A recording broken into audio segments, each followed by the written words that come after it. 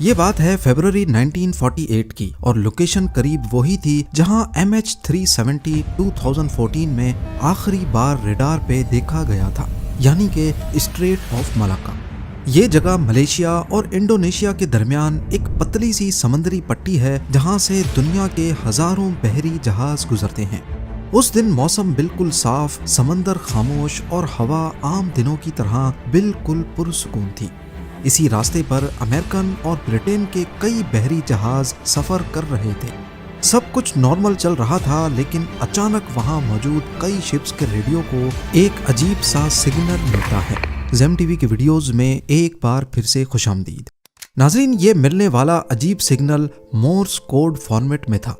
Morse code communication का एक old school तरीका जरूर है, लेकिन ये आवाज वाले मैसेजेस से कहीं ज्यादा रिलायबल होता था।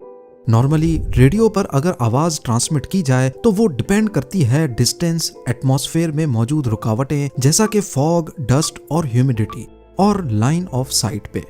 और जब रुकावटें होती हैं तो ऑडियो मैसेज पूरी तरह से रिसीवर तक नहीं पहुंच पाता, या तो वो फेड हो जाता है या रिसीवर एंड पे काफी डिस्टॉर्शन के साथ पहुंचता है।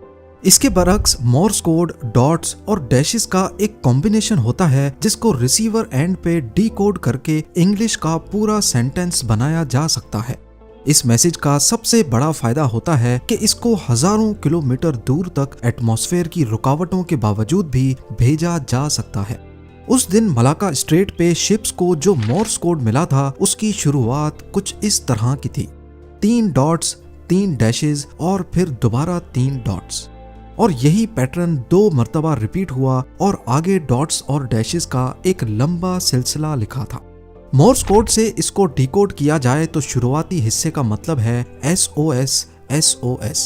पूरे मैसेज की ट्रांसलेशन कुछ ऐसी बनती है: SOS SOS steam ship SS Ourang Medan की तरफ से दरखास्त है कि शॉर्ट वेव वायरलेस वाले जहाज डॉक्टर से रब्ता करें फौरन।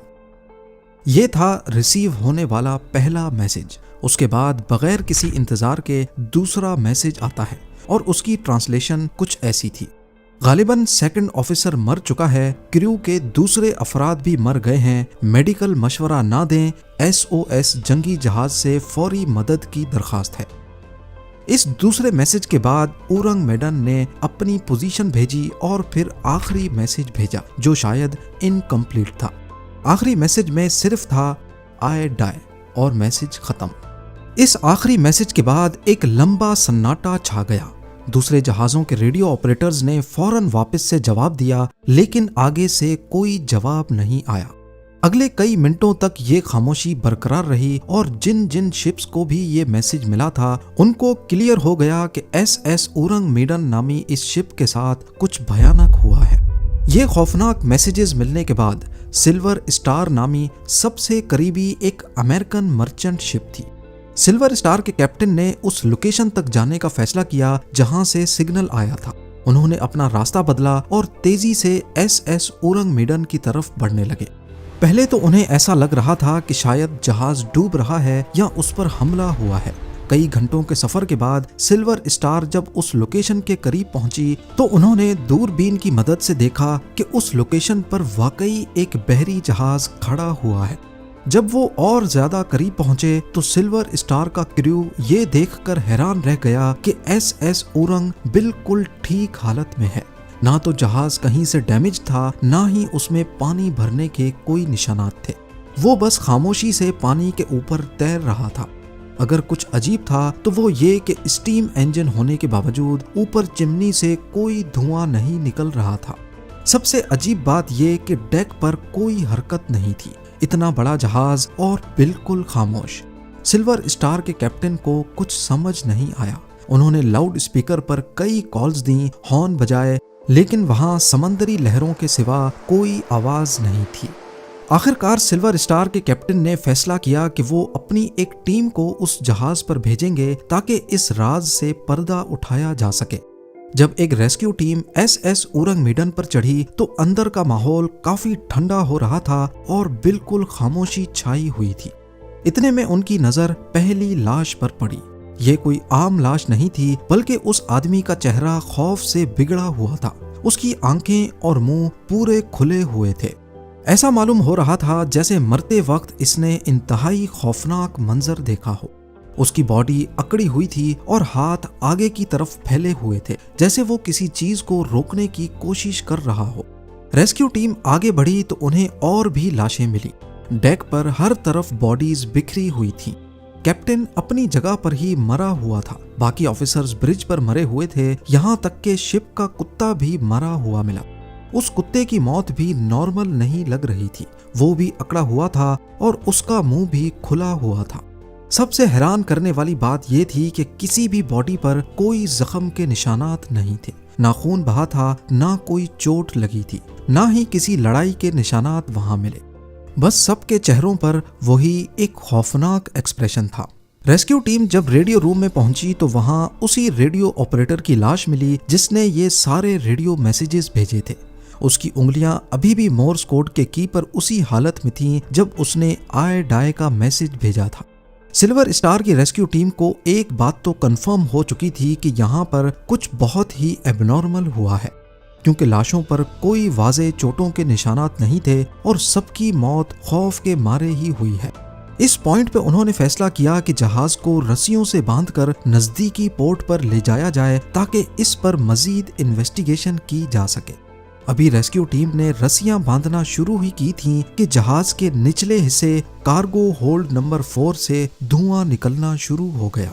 पहले हल्का धुआं ही था, लेकिन देखते ही देखते आग भड़क उठी।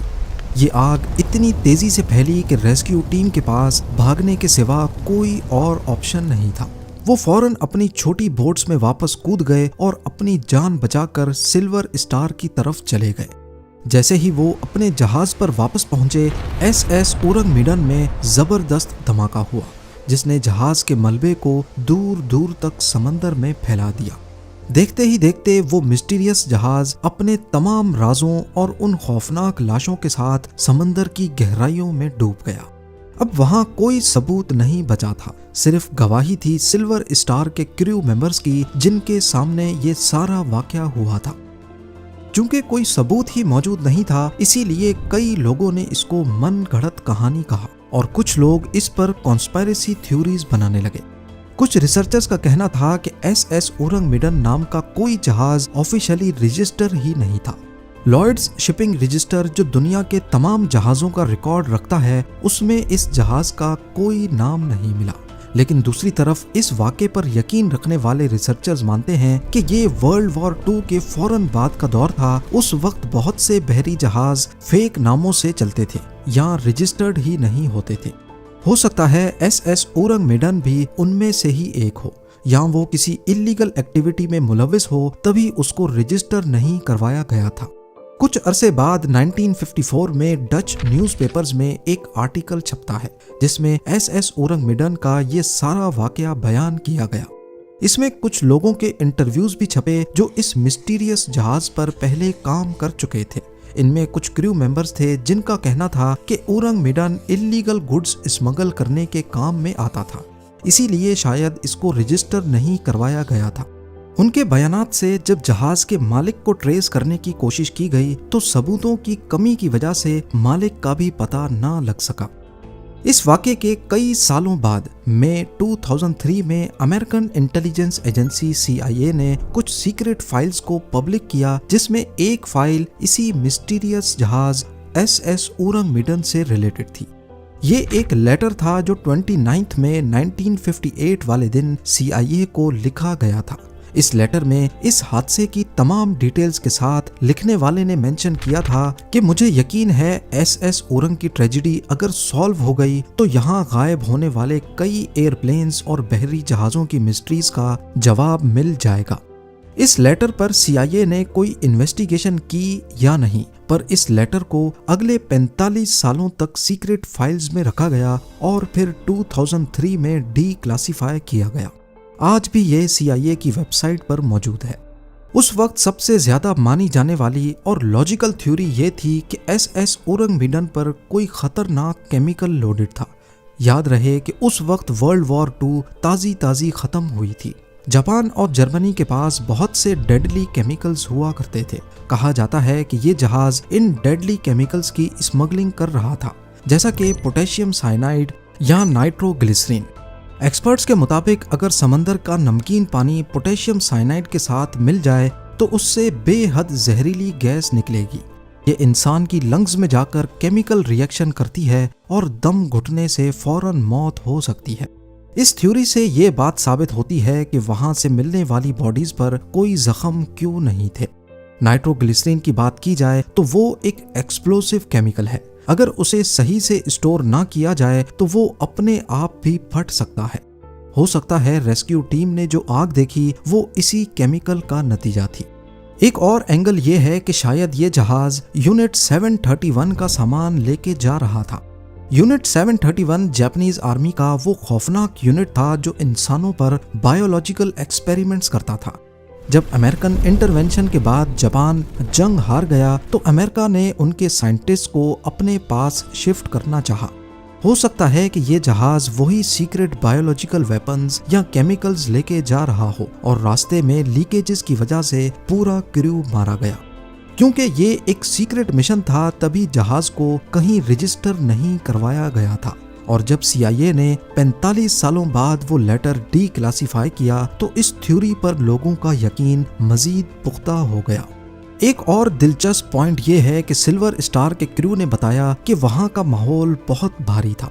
कुत्ते का मरना और उसका एग्रेसिव पोस्ट में फ्रीज हो जाना जाहिर करता है कि शायद उसने वहाँ किसी खौफनाक चीज को देखा हो।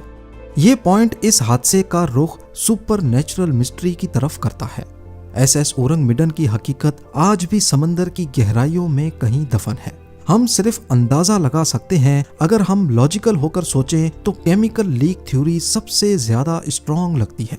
जापानीज वॉर क्राइम्स के केमिकल्स, उनको स्मगल करना और सेफ्टी की कमी ने उन बेचारे सेलर्स की जान ले ली। ये वाकया दुनिया के उन चंद वाकयात में से एक है जो हमें याद दिलाता है कि समंदर अपने अंदर कितने राज छुपाए बैठा है। आज भी जब जहाज स्ट्रेट ऑफ मलाक्का से गुजरते हैं तो पुराने सेलर्स SS औरंगमिडन की कहानी याद करते हैं। ये कहानी हमें बताती है कि इंसान चाहे कितनी भी तरक्की कर ले, नेचर और किस्मत के आगे आज भी बेबस है। उम्मीद है ज़ेम टीवी की ये वीडियो भी आप लोग भरपूर लाइक और शेयर करेंगे। आप लोगों के प्यार भरे कमेंट्स का बेहद शुक्रिया। मिलते हैं अगली शानदार वीडियो में।